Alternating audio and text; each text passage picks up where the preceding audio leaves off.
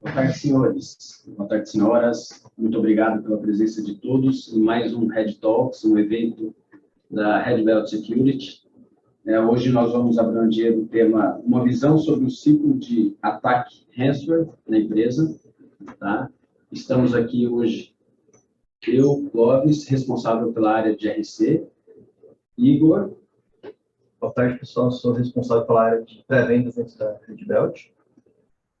Marcos. Olá, pessoal. Boa tarde, tudo bem? Me chamo Marcos de Almeida, sou responsável pelo time técnico ofensivo aqui da Red Belt. Sou gerente de Red Team. Thiago.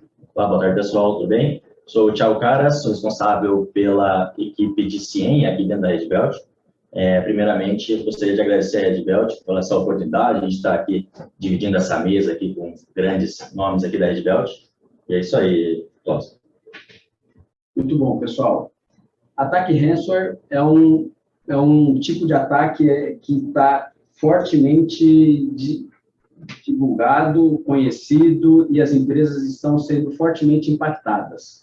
Dessa forma, nós estamos trazendo aqui para vocês, nesse evento, uma visão completa sobre o ataque, ou seja, o que a empresa, quais são as melhores práticas que a empresa deve implementar num momento de uma situação normal, antes do incidente, no momento que o incidente ocorre, como ela deve responder a esse incidente durante a ocorrência do mesmo e após a restauração, a recuperação do ambiente e o retorno à operação normal, como a empresa deve proceder também.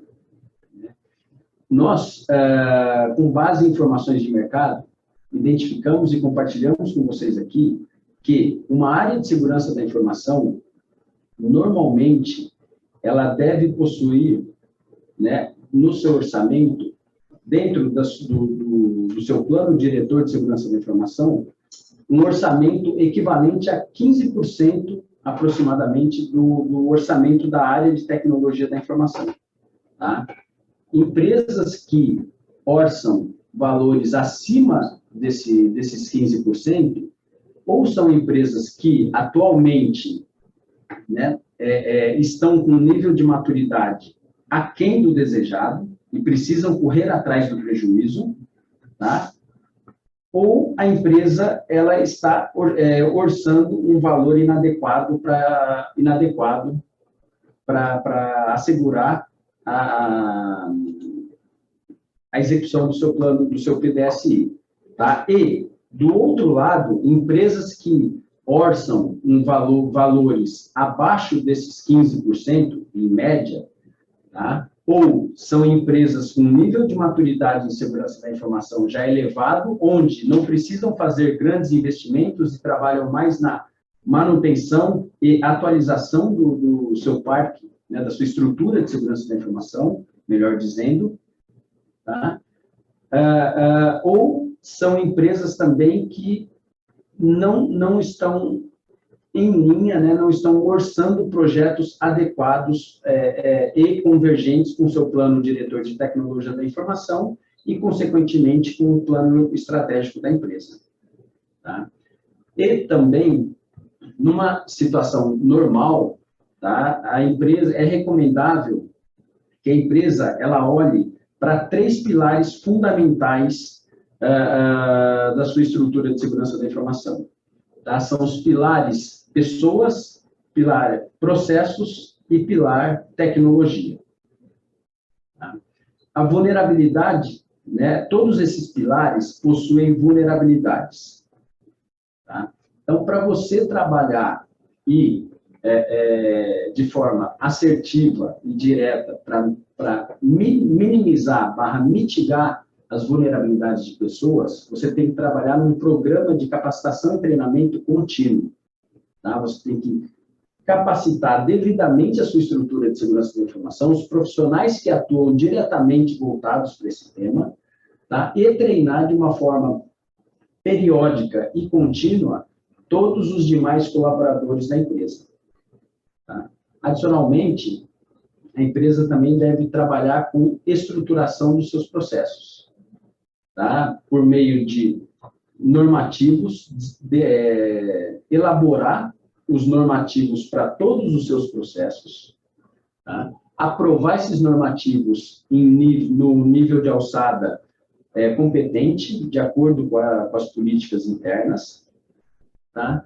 E também trabalhar com aplicação de tecnologias adequadas, né? E tecnologias, elas têm que estar aderentes de novo, né, com o plano diretor de tecnologia da informação e com o plano estratégico da companhia, né? Marcos, né, você atuando no time, no Red Team, quais são as melhores práticas que você entende que a empresa deve trabalhar, deve atuar no cenário prévio ao incidente, como ações proativas, ações preventivas a um ataque ransomware? Bacana. É extremamente importante você mencionar esses pontos, Clóvis, relacionado ao treinamento ali, por exemplo, do colaborador em si, porque a gente sabe que o principal vetor de ataque ali, né, de entrada de um ransomware, por exemplo, é através de um phishing, né? Então, por exemplo, se a organização ela não tem um treinamento adequado, né, com esses colaboradores, eles acabam, por exemplo, clicando, né, nesses links maliciosos, recebendo esses e-mails maliciosos, e acabam ali infectando a organização, né? Então, esse seria o primeiro vetor aí de entrada aí desses artefatos, né, maliciosos.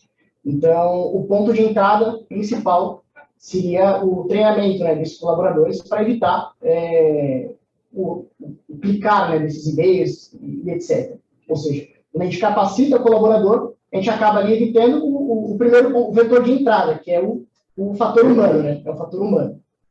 Muito bom. Inclusive, nós temos casos de mercado onde o ataque cibernético, né, por meio de um ransomware, ele ocorreu por acessos indevidos de colaboradores. Isso, exatamente. Tem a questão do acesso indevido dos colaboradores, né? Quando, por exemplo, existe também a possibilidade de um insider também implantar esse artefato malicioso. Sim. Por isso que, além do treinamento dos colaboradores quanto a phishing, etc., também conscientizar todos os colaboradores relacionados à segurança da informação e a importância, né, de não abrir e-mails, etc., não vazar informações da organização e etc. E um ponto bem importante, Clóvis, que você mencionou, é aquilo. As empresas, elas acabam tecnologicamente dando todo o suporte para os colaboradores. Mas essa questão da conscientização dos treinamentos mandatórios, seja ele via algum plataforma interna, ou seja, via palestras de pessoas que são do ramo, ele é muito importante nessa forma de entrada, de conscientização mesmo. É uma coisa que a gente vem fazendo aqui hoje, é uma forma de a gente disseminar o conhecimento, disseminar a importância da segurança da informação, para que a gente já consiga ter esse, vamos dizer assim, primeira linha de defesa. E é interessante também, porque quando a gente fala de conscientização, isso não vai só para o ambiente empresarial, né? A conscientização, ela é o dia a dia. Então, a pessoa se conscientiza usando a máquina da empresa e acaba se conscientizando usando o celular, a máquina da casa dela. Hoje está muito difícil a gente dividir o que é ambiente de trabalho e ambiente profissional. Então, muitas vezes, se a pessoa não tiver conscientização, ela pode, de repente, clicar num link na máquina da casa dela, sem querer enviar esse link para dentro da corporação, e aí pronto, ela praticou, ela teve as melhores práticas dentro da corporação, mas fora da corporação foi onde foi o gap de entrada dessa ameaça. Então, eu acho que a questão da conscientização ela também é importante para mostrar para o colaborador que não é só uma política da empresa que está ali para atrapalhar a vida ou para seja, é uma política, na verdade, que tem que levar com uma cultura de vida. Assim como a gente entra no carro e põe isso de segurança, porque sabe que é para proteger a nossa vida, a cibersegurança é igual. É para proteger o ambiente corporativo, é para proteger a sua segurança, a sua conta do banco, a sua conta do WhatsApp, os dados da empresa, enfim, é uma cadeia inteira que a estrutura dela, a base dela, é a gente mitigar a maior vulnerabilidade que é o próprio usuário. Né? Perfeito. E pensando também, né, nos outros pilares que a gente comentou, né, gostaria de saber, Thiago, né, qual que é a atuação de uma área de CIEM, de uma área de SOC, né, o Centro de Operação de Segurança, sigla em inglês, SOC, como que essas áreas atuam, né, de forma preventiva, quais são as ferramentas utilizadas e como são utilizadas? Perfeito. Uma coisa que sempre o pessoal pergunta para a gente é por onde começar. Então, geralmente, eu tenho lá a minha solução de Fire, eu tenho a minha solução de EDR, tenho o meu WAF, mas por onde começar? Então, o ideal sempre é olhar para o que essas soluções já têm de alertas. Então, geralmente, quando o pessoal chega para a gente com essas demandas, a gente sempre enfatiza na questão, vamos olhar para o que já está sendo alertado. A gente tem uma solução de cloud, onde ela já nos manda algumas alertas do ambiente. Vamos correlacionar com outros eventos que tem dentro do próprio ambiente. E, geralmente, como é que a gente faz isso? A gente encaminha toda esse painel de controle para um único cockpit, vamos dizer assim, onde seria o CIEM, onde a gente consegue centralizar todos esses eventos, todos os logs e olhando sempre o ambiente. E uma coisa que a gente sempre faz, além de implementar, é testar. Então, o importante não é só a gente colocar lá a nossa sabedoria, a nossa experiência que a gente tem, nosso know-how, mas também testar, sempre estar testando, né? Então, isso é bem importante. Então, isso é muito importante mesmo, que é a integração das áreas de segurança da informação, né, com as demais áreas de segunda linha de defesa, né, trazendo uma terminologia do Instituto de Auditores Internos, né, nesse momento aí a área de controles internos pode realizar os testes, né, de forma independente para assegurar se os controles estão devidamente implementados e devidamente eficazes também, né, se atendem àquele requisito. Perfeito. E nessa parte mais de tecnologia, a gente também tem os scans de vulnerabilidades, né? Isso, tem nós aqui do time de Red Team, né, nós também efetuamos toda a parte de análise de vulnerabilidades, né, através ali do Vulnerability Assessment, né, porque quando você faz o scan de vulnerabilidades, você tem um mapeamento completo de vulnerabilidades de todo o parque ali da organização. Então, geralmente, a maioria dos malwares, dos ransomwares, etc., eles utilizam já dessas vulnerabilidades, né, que são conhecidas aí no mercado, para de fato explorar essa brecha. Então, se você já faz esse processo de gestão, gerenciamento e análise de vulnerabilidades, você já acaba fechando, por exemplo, uma porta de entrada que é utilizada por malware. E essas vulnerabilidades, obviamente, você executa esse processo junto ao ambiente do cliente, você vai identificar um volume razoável de vulnerabilidades, né? E aí, como que o cliente prioriza a ação para a correção dessas vulnerabilidades? Sim, o ideal, é extremamente recomendável, que a gente vê no dia a dia, né, das organizações que a gente atende, a atuação das vulnerabilidades que são altas e críticas e que possuem ali, por exemplo, exploits públicos, né? Ou seja, um código já publicado ali na internet, né? E através desse código, por exemplo, tanto os malwares quanto os atacantes utilizam desses códigos para explorar essas vulnerabilidades. Ou seja, então, o ideal é que se priorize as vulnerabilidades altas e críticas e as vulnerabilidades médias e baixas fiquem para um outro plano de gerenciamento das vulnerabilidades da organização. Maravilha.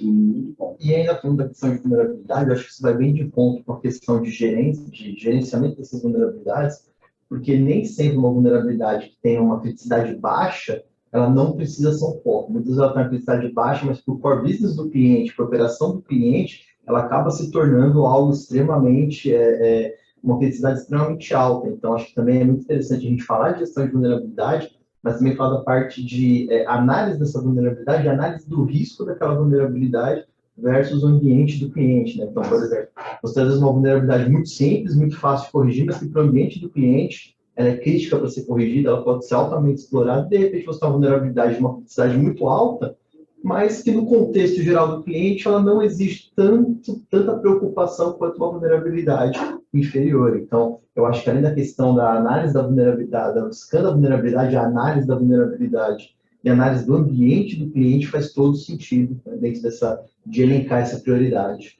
Perfeito, né? Muito importante, né? Muito bem colocado o que você colocou, é importante também, Igor, é que tudo isso que nós estamos comentando aqui é muito relevante para o ambiente das empresas como um todo, mas, obviamente, cada empresa ela deve customizar este cenário, essa preocupação em segurança da informação, essa atuação com segurança da informação, dado o mercado em que ela atua, né? Entender o quanto a LGPD impacta nos seus negócios, né? Se a empresa é uma empresa regulada, ela entender e atender as demandas regulatórias também do seu órgão regulador, enfim.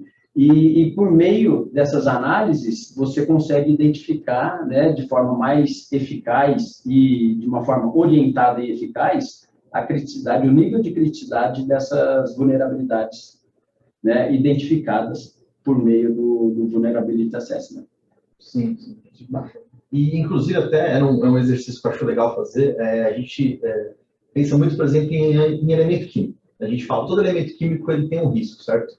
Mas quando você analisa, por exemplo, como um elemento químico se comporta, onde ele está armazenado, esse risco pode fazer toda a diferença. Então, armazenar gasolina é perigoso? Se for num lugar quente, sim. Se você armazenar gasolina num lugar frio, tem zero perigo. Então, assim, a mesma coisa com a vulnerabilidade. Ela pode ter muito risco, de repente, para o ambiente industrial. De repente, você pega essa mesma vulnerabilidade e transporta ela para o ambiente, por exemplo, de serviços, ela pode não ser mais tão crítica. Ou, de repente, há uma vulnerabilidade que não é crítica para quem trabalha no ambiente financeiro, mas para o ambiente de sistema escada, sistemas mais específicos, ela pode ser muito crítica. Então, você precisa ter, de fato, o alinhamento do plano de criticidade com o que a empresa, com o dia a dia da empresa, com todo o comportamental da área de tecnologia. Perfeito. E partindo da máxima, né, que hoje, né, a empresa ela deve se preocupar, né, em como ela vai responder a um incidente. Né? Nem todas as empresas, quer dizer, nenhuma empresa está 100% segura. Né?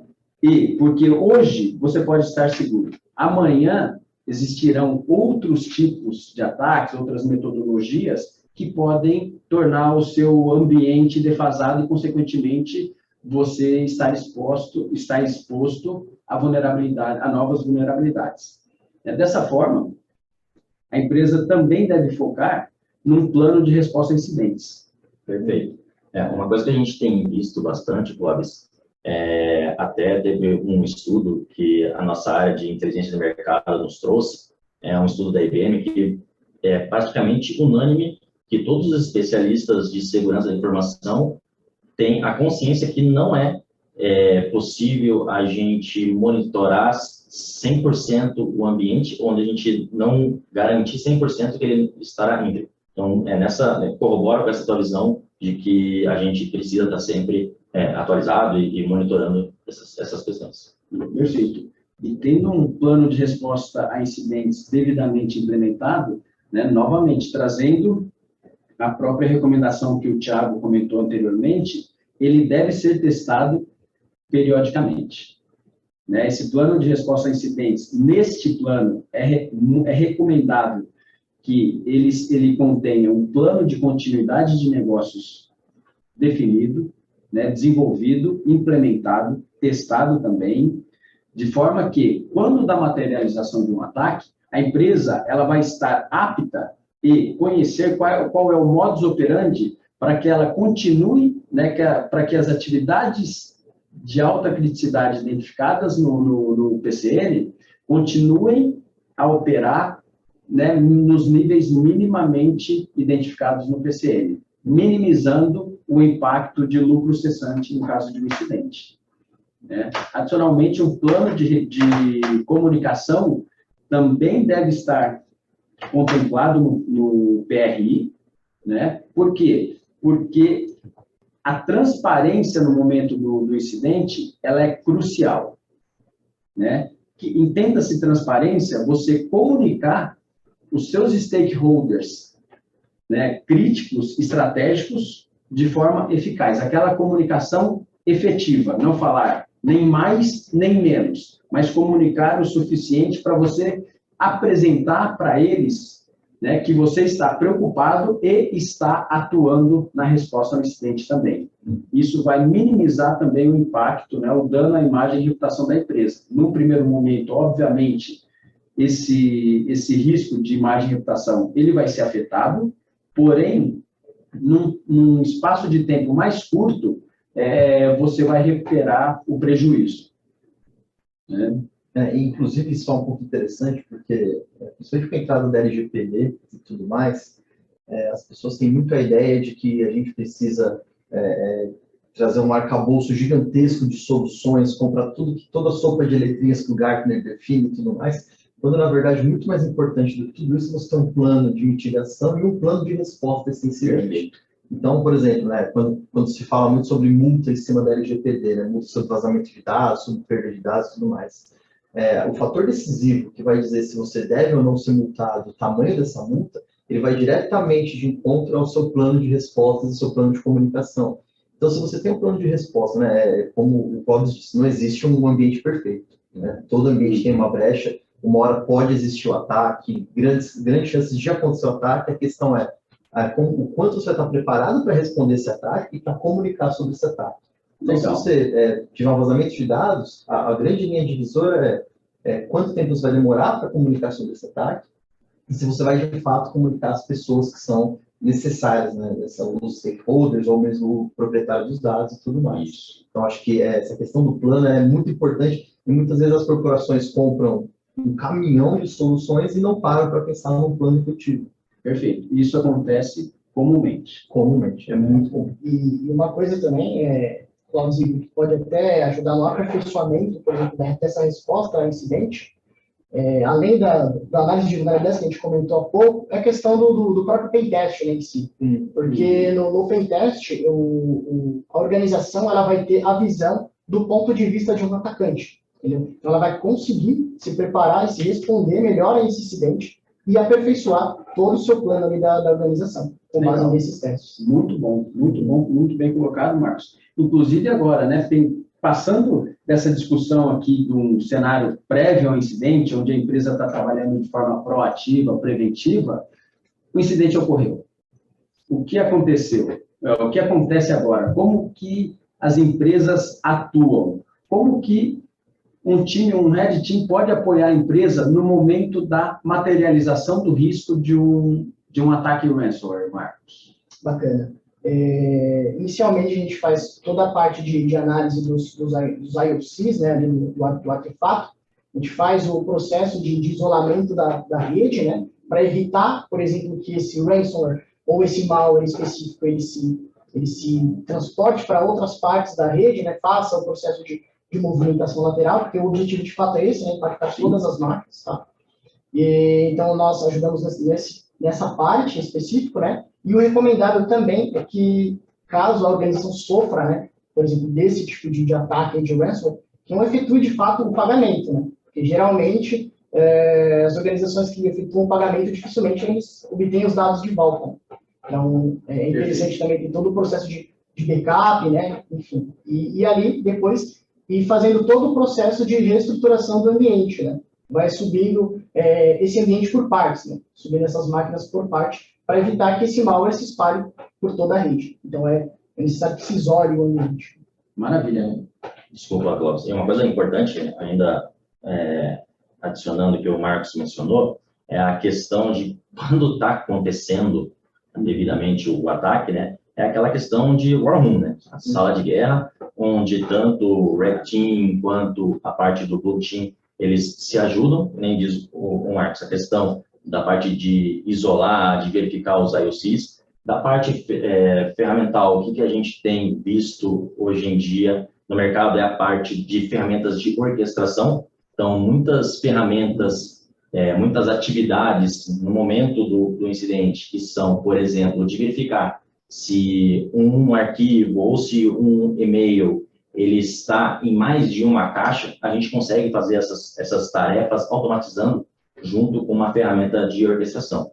Como foi mencionado, o tempo é dinheiro, então, quanto antes a gente identificar por onde está a lacuna desse ataque, a gente consegue também trazer melhores ganhos nessa resposta de incidentes. Muito bom, muito bom.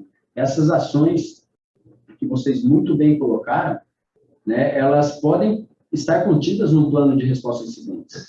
Né, trabalhando também no plano de continuidades voltado para plano de recuperação de desastres, né, ela apoia fortemente a empresa na identificação da causa raiz do problema, numa análise forense para identificar a causa raiz, identificar a abrangência, né, do impacto, e também na recuperação do ambiente infectado e retorno à normalidade. E é muito importante aqui, trago para vocês também, que muitas empresas, elas possuem um plano de continuidade de negócios e um plano de recuperação de desastres desenvolvido, mas que não se conversam entre eles e também não estão convergentes com o processo de gestão de backups.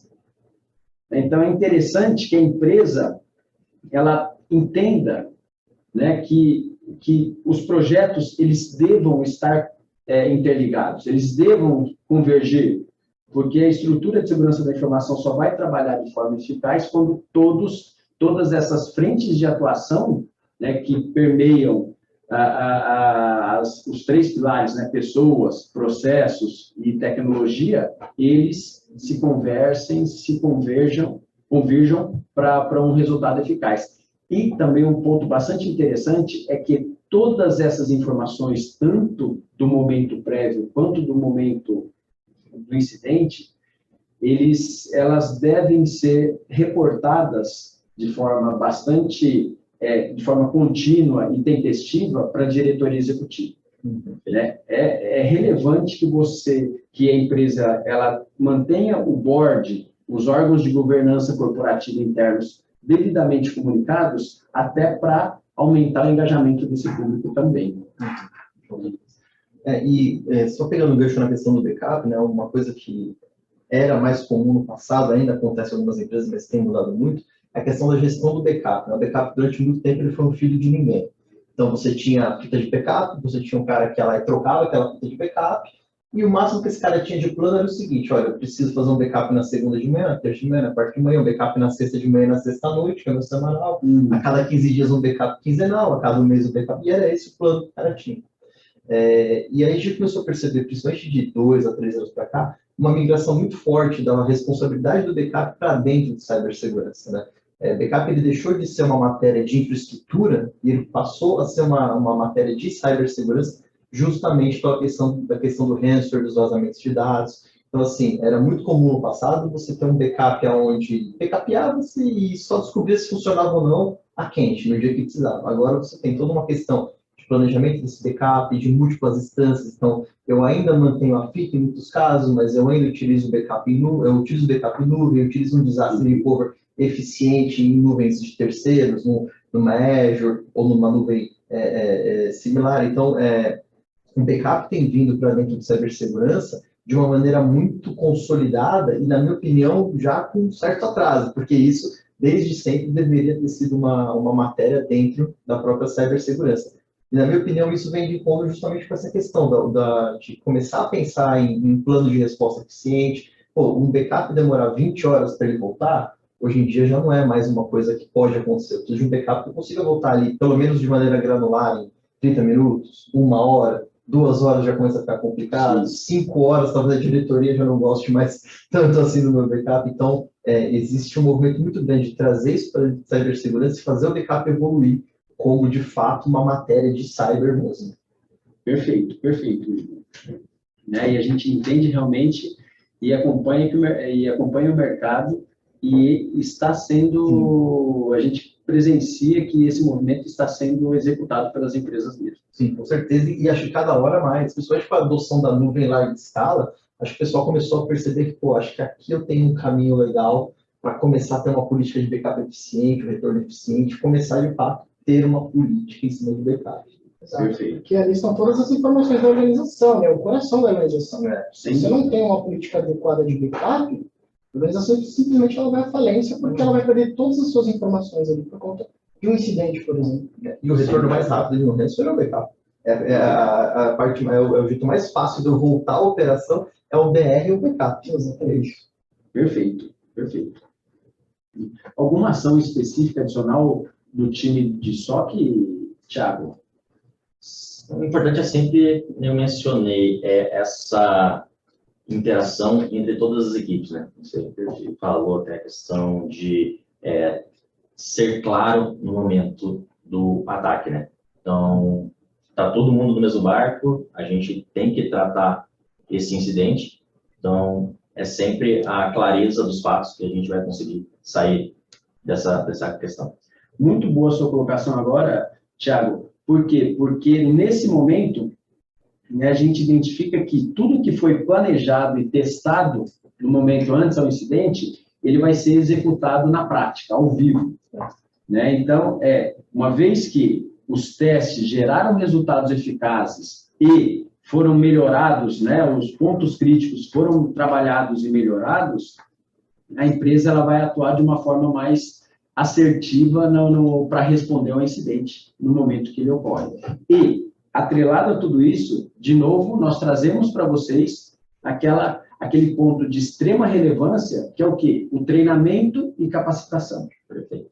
Né? E uma ferramenta que pode ser utilizada também nesse momento, quer dizer, pode ser implementada e testada antes, e que vai ser muito, muito bem utilizada de forma eficaz, é um Tabletop Exercise, né? Que por meio dele, os diversos níveis da empresa vão conhecer quais são as ações que devem ser executadas, né? E, consequentemente, o tempo de realização dessas ações vai estar minimizado, né? Otimizado, melhor falando, e, consequentemente, gerando resultados positivos para a empresa no tempo de resposta e no nível de perdas de informações. Perfeito, é isso mesmo. Não é só treinar as pessoas, mas também treinar o board, treinar as soluções que estão monitorando. Será que todas as soluções estão monitorando?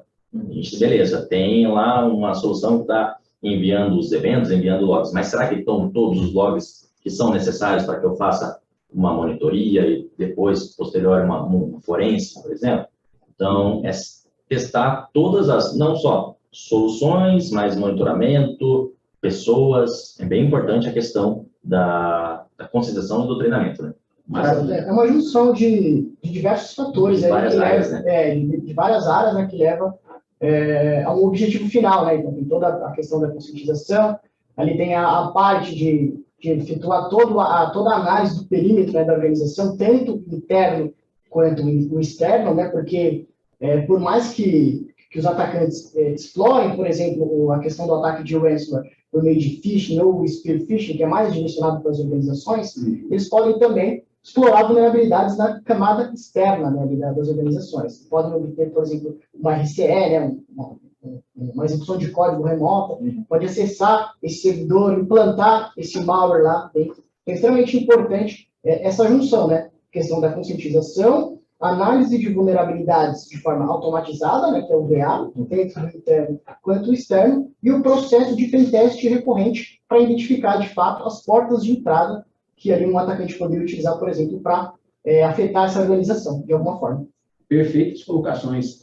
Né? E um ponto importante também para ser considerado aqui é que todo esse cenário que nós estamos discutindo aqui, eles devem extrapolar o ambiente da empresa. O que eu quero dizer com isso? Hoje, alguns órgãos reguladores, né, por exemplo, o Banco Central, o Bacen, a SUSEP, né, do setor de seguros, elas recomendam, né, as circulares, os documentos normativos desses órgãos reguladores, eles recomendam que essas ações sejam implementadas também, sejam asseguradas pelos seus fornecedores críticos. Então, fornecedores críticos, você identifica como os fornecedores críticos estratégicos da empresa, por meio de um PCN. Né? Então, se você identificou que ele é crítico, você também deve garantir que eles mantenham um nível de maturidade e segurança da informação minimamente igual ao praticado pela instituição. Perfeito. E isso aí, quando a gente vai entrando mais para a parte do pós-incidente, é aquela questão das lições aprendidas, né? Então, sempre na área a gente costuma falar que a gente tem que sempre responder os 5W e 1H. Talvez uma área mais gerencial, área do Clóvis, o 2H, né? Que seria o quanto custou a questão do incidente. Mas sempre é buscar saber quando, como, onde. Então, a gente responder sempre essas questões para retroalimentar toda a cadeia, né? Então, todo o ciclo do incidente, a gente tem que ter sempre uma lição aprendida, que a gente errar tudo bem, mas persistir no erro, às vezes, não é a melhor solução. E um ponto interessante, aí falando de CIEM, né, falando um pouco de ferramenta, o CIEM, esse ponto é bem legal, porque você consegue criar muito uma linha de tempo sobre incidentes passados, incidentes presentes, e você consegue, em cima disso, criar, de repente, gatilhos para prever incidentes futuros. Então, você começa a fazer com que, olha, eu tive um incidente X, esse incidente ocorreu nesses vetores, assim, assim, assim. Aquilo consegue virar uma base de conhecimento para, no futuro, você criar ali um playbook, você criar um avaliação de risco cibernético. Também, e entender como é que o incidente passou. E falar, cara, em cima disso aqui, eu não consigo dizer quando vai acontecer o incidente, mas eu consigo me preparar. Eu consigo dizer, olha, quando o incidente estiver com essas características ou próxima disso, eu consigo fazer uma resposta mais rápida, uma resposta mais eficiente, e a orquestração também, que a gente comentou no começo, ajuda nisso também, porque eu também consigo, em cima de histórico anterior de incidentes, criar dentro da própria ferramenta de orquestração, dentro do SOAR, uma maneira de incidentes, obviamente, menores, de menor criticidade, mais pontuais, ou de repente pontuais de ampla, por exemplo, incidentes em desktops, incidentes em grandes quantidades de máquinas, você consegue fazer uma automatização para, de uma maneira mais eficaz e mais rápida, reduzir o tempo de resposta.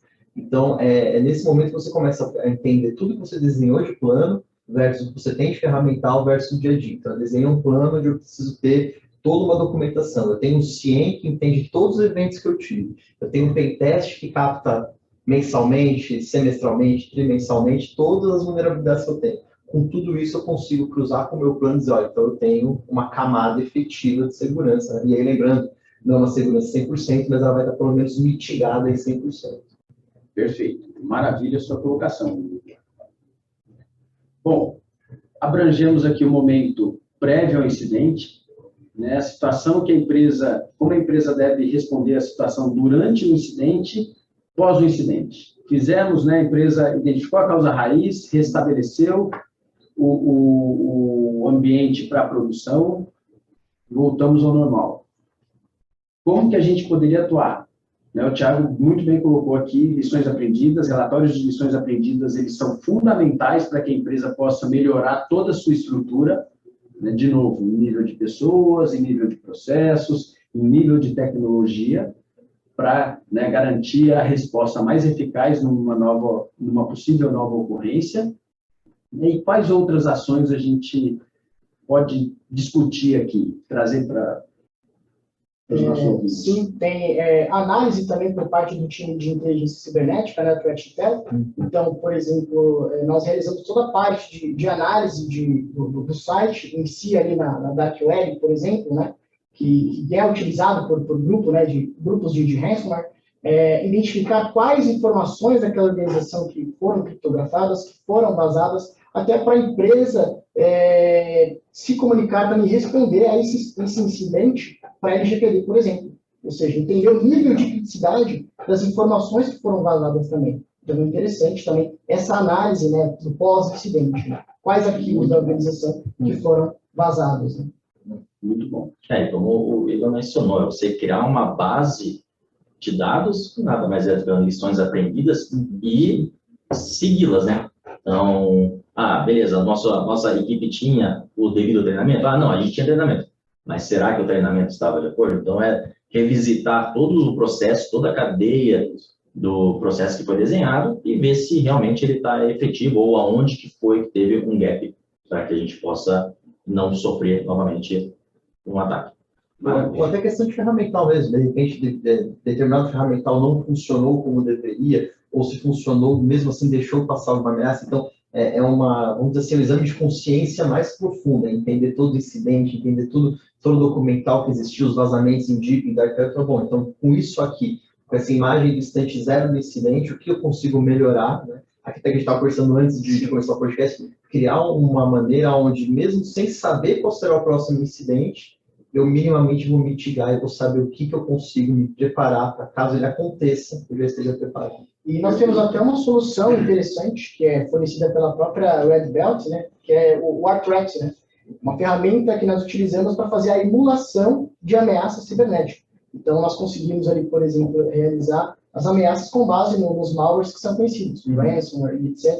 E um ponto extremamente interessante da ArtRat é que os próprios desenvolvedores ali, eles são também analistas, né, desenvolvedores de malwares, então eles fazem o processo de engenharia reversa e edição desses malwares, e eles melhoram esses malwares para que nós possamos, ali, por exemplo, testar a camada de segurança interna da organização. Por exemplo, se um CrowdStrike está pegando essa ameaça, etc., né, antivírus, aí, entender o tempo de resposta dessas ferramentas. Então, esse processo de emulação também é extremamente importante para a gente identificar como nosso ambiente iria se comportar no caso de um ataque cibernético. Eu acho que isso no pós-incidente é muito legal, porque você consegue ter uma visão geral do incidente, do que aconteceu, consegue criar novos playbooks, runbooks, consegue criar todo o arcabouço e falar, bom, então vamos simular o que aconteceu aqui há um tempo atrás e a gente não conseguiu pegar, e você simula efetivamente, você consegue entender, bom, então da maneira como eu estou hoje, eu conseguiria estar mais protegido do que há um mês atrás, ou há 2 meses atrás, quando eu tive o meu incidente de cibersegurança.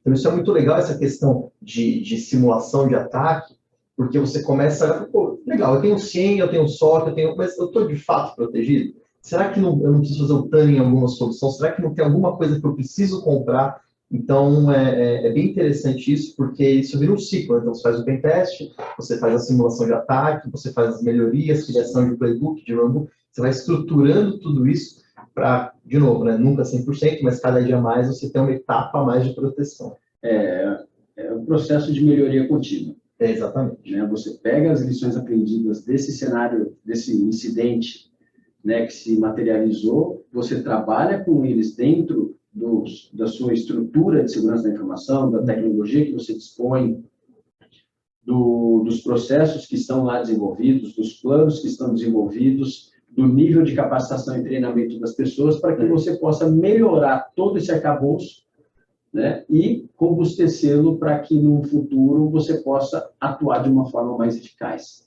Né? E sempre, um ponto bastante relevante, ser muito transparente junto aos stakeholders, porque a comunicação eficaz e assertiva, ela minimiza os impactos